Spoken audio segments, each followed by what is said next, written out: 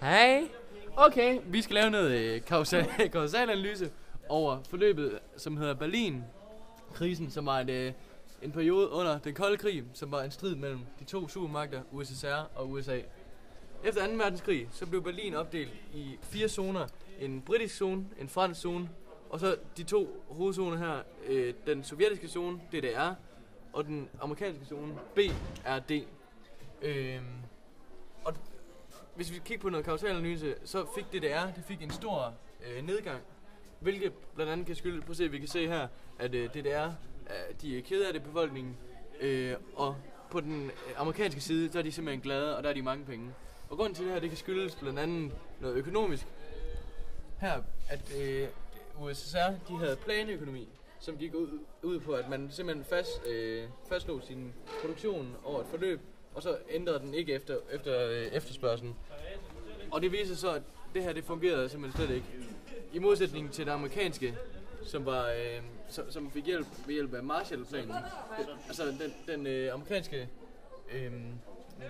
amerikanske del af Berlin fik hjælp fra USA, økonomisk støtte. Og desuden så havde de et andet økonomisk system, som hed kapitalisme, som viste sig at fungere meget bedre. Desuden så skete der en stor folkeudvandring fra DDR, hvor utrolig mange mennesker flygtede fra DDR og over til den amerikanske del af Berlin, på grund af at leveforholdene simpelthen var bedre derovre, man kunne få mere i løn, og det var simpelthen mere, det var simpelthen rarere at bo derovre. Som reaktion på det, så den sovjetiske leder Khrushchev, så begyndte han en bygning af en mur, som skilte den amerikanske zone og den sovjetiske zone ad i to, for at modvirke den her udvandring, sådan at de simpelthen ikke kunne komme over til den vestlige zone. Og det var bare surt, fordi for den sovjetiske del, det de så ikke kunne for eksempel besøge familiemedlemmer eller så videre.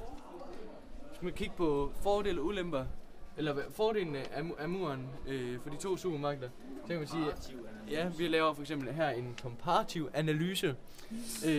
Der kan man sige, at USA havde stor fordel af det, fordi at de så kunne holde indbyggerne fanget. De kunne holde dem inde i deres land, så de var fri for, at simpelthen deres befolkning flygtede.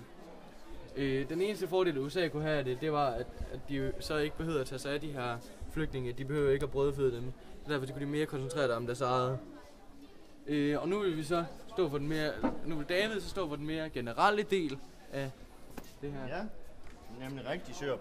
Jeg vil give et overblik over både USSR og USA, og hvilke mål de havde indrigspolitisk og udenrigspolitisk.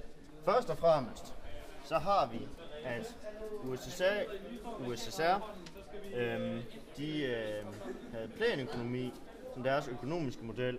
Det vil sige, at de havde sådan 5-årsplaner, for eksempel for hvor meget korn deres farmer de skulle producere og sådan noget af den stil. Udover det, hvilket vil sige, at de så havde en meget stabil økonomi, men det var måske ikke så stærk. Den kunne ikke rigtig gro, udover det, de havde planlagt. Udover det var de interesserede i at holde folk inde. De var ikke interesserede i, at de skulle få indflydelse fra USA, blive demokratiseret. Så vil de også,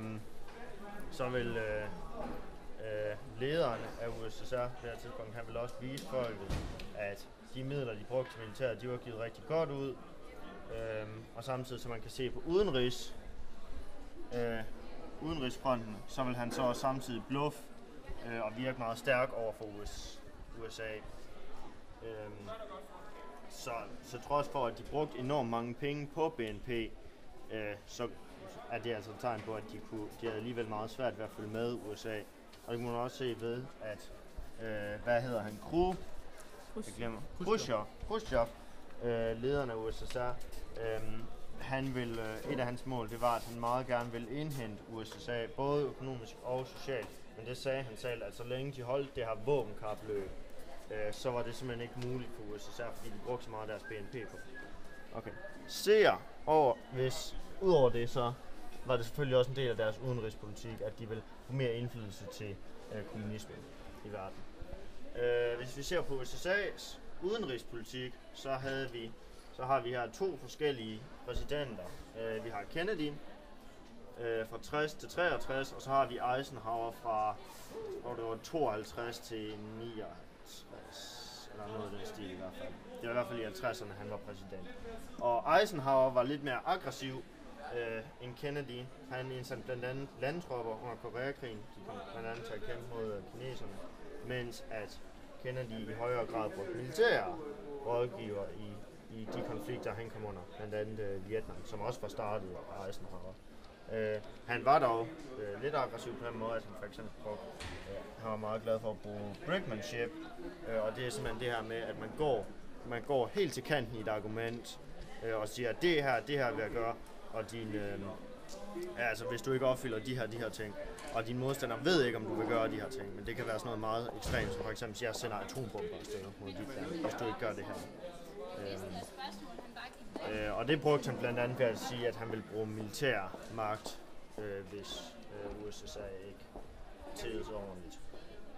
Til sidst, for lidt at komme tilbage til det Sjørup havde om, så vil jeg snakke om, var der nogen, der var interesseret i, at de her BRD og DDR, de blev genforenet.